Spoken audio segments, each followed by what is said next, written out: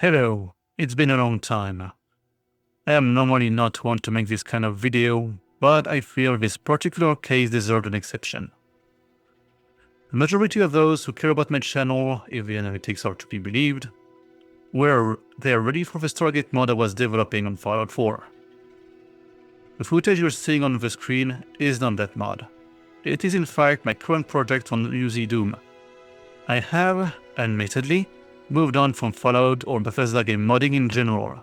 I have several reasons that slowed me down, and the Fallout 4 mod took a lot of hits as well. So, I'm late, very late, but I believe it's time I do what I think is right, and let others take the mantle.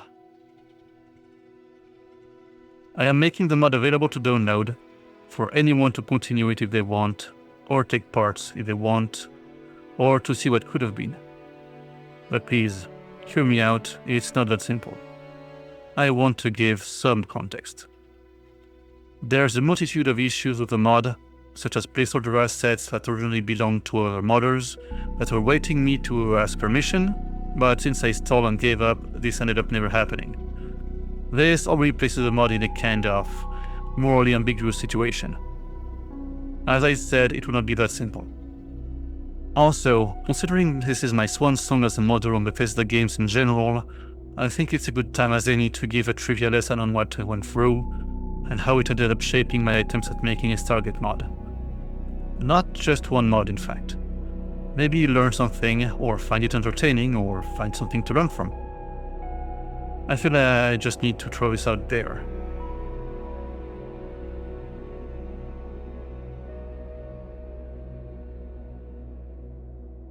My first experience in anything Stargate modding related wasn't even on Morrowind.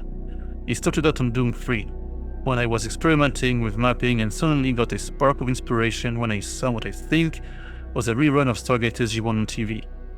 It was my first time discovering the show, in fact, and I even recall precisely the scene I first saw on TV. It was the episode about Cassandra, when Jack was telling everyone to get the girl away from the gate. And I was like, they've started making a Stargate TV show, interesting. So, at the time I was making maps on Doom 3, I was experimenting with Doom 3. I tried to make a gate on Doom 3, and I even still have the logic graph of the entities to make the Stargate run. The entire gate was made using brushes and funk rotating door. I was nuts, and very autistic. But then I ended up switching on to Morrowind when I discovered there was a French-made Stargate mod in the works on that game, courtesy of Vagation and Confridin, who later set up the Rush Media modding team and forum, a bit of a small-sized satellite community between Wiwiland and La Confrérie des Traducteurs. At the time in France, Nexus mods wasn't really a thing, and those kinds of small-scale cottage websites were pretty much the norm. So, it took a long time to finish Morrowind Stargate, and there were a lot of design flaws, but ultimately the mod was a creative product of its time that has clearly some passion put in it and the desire to build on Vagation's work without replacing it entirely, which led to some weird narrative choices such as backtracking to Nueronu, and the accidental troll that is the planet of Virgo. My focus was on scripting, set pieces, testing, idiot-proofing, level design, and model adaptation. Morrowind Stargate left me with a number of good memories, and this is why there are still, even in the Fallout 4 mod, some hidden tributes and references tied to it.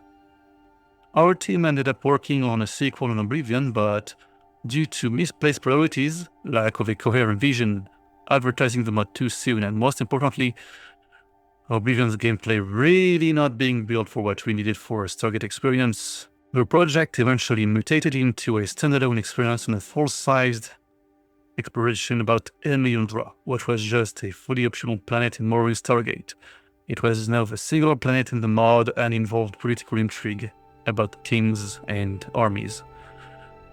That was not Stargate for me, and this was a final night in the project. It was not going anywhere. At that time I already had left Rush Media and the Morrowind Stargate team. I had experimented with Fallout 3 at the time, got some weapons working. I think the Gould cannon was one of them. But I lacked skill, had no plot, no premise, no idea on how to connect it to Fallout's lore. For me, a Stargate Mod or video game has to involve a plan for Earth to want to be able to defend itself and answer to a governing body using threads of a budget cut as a leash to keep the tension going. A band of wastelanders finding the Stargate and going on a trip across the Milky Way is fun, but it's not the Stargate story I want to tell. So, after a long hiatus, I decided around 2018 to restart the project on Fallout New Vegas.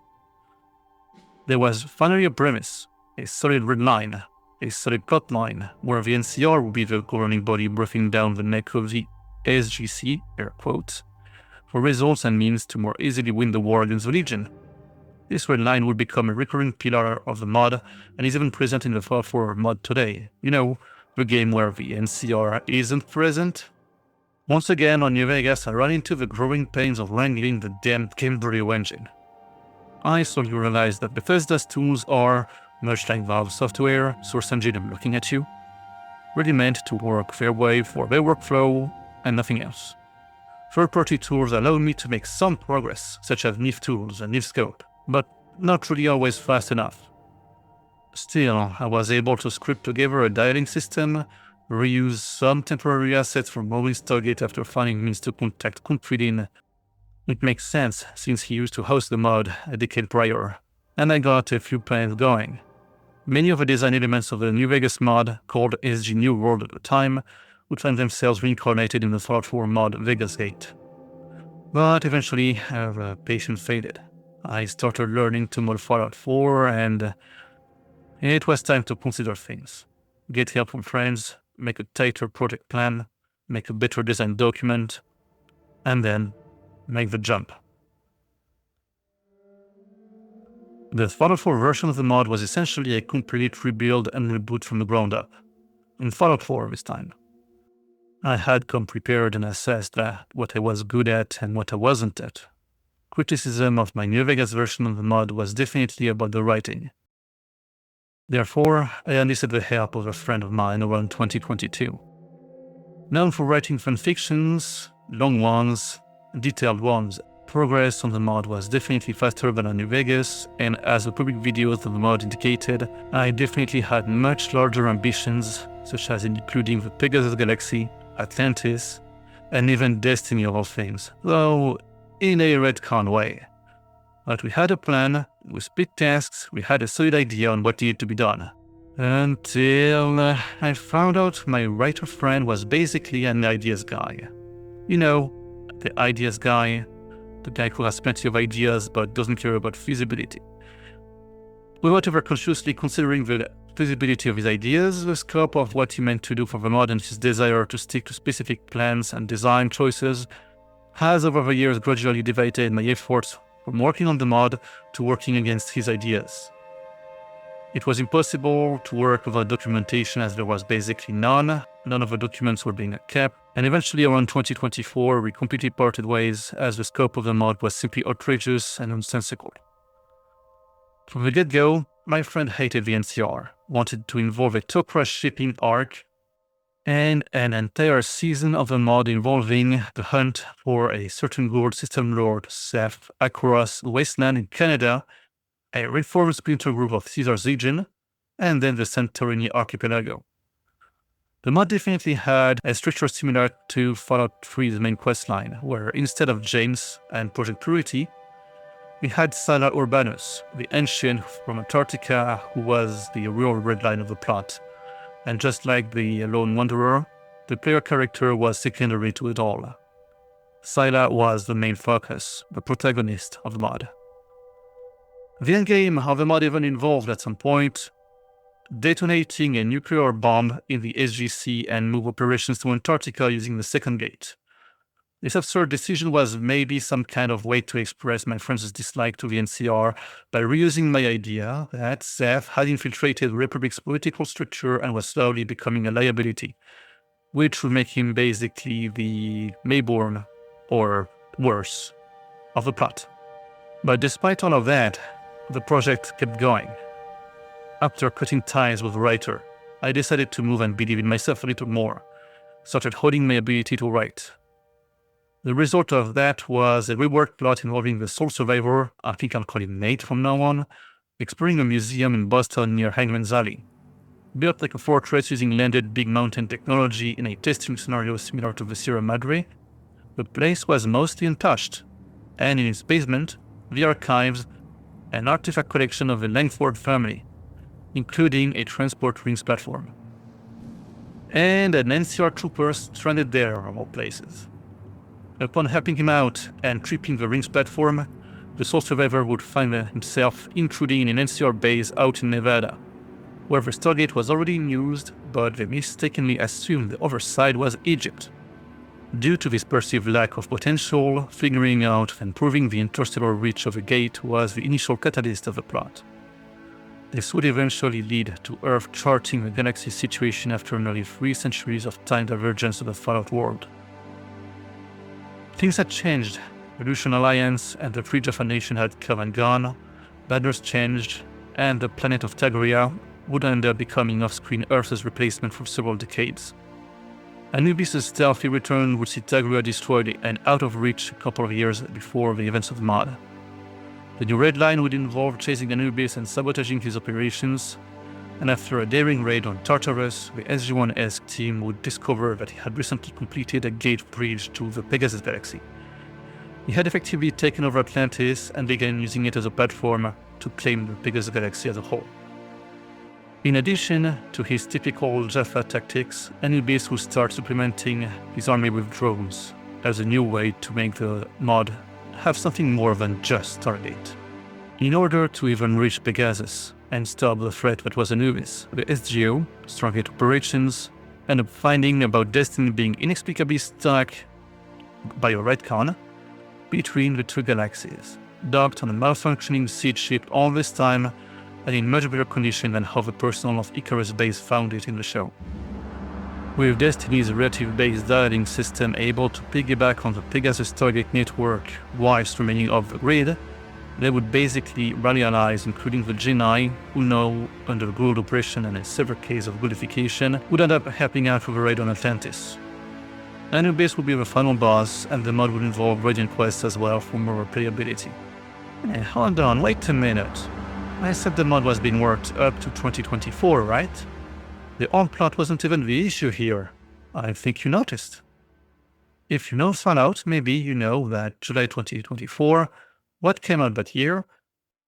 The Next Gen Update. And this, folks, is the #1 reason I lost so much motivation to work on the mod. I tried to keep working on the Pegasus Gate mod. I tried, until this damn 4-second update had effectively corrupted the mod beyond repair. I was lucky I found a single months-old accidental backup of the mod in my Fallout 4 VR folder during the testing phase and used it to resume work. So, the Fallout 4 mod was toast. At around the time the Fallout TV show came up and made me miss New Vegas due to the ending teaser, I reinstalled the game and headed off to Wastelands and caught up on what the modding community had been up to. See, a major reason why I moved to Fallout 4's engine originally was to make use of the much better systems, as at the time I had wrongly assumed there was no more progress to expect from the New Vegas side of the modding community. Oh boy, was I wrong.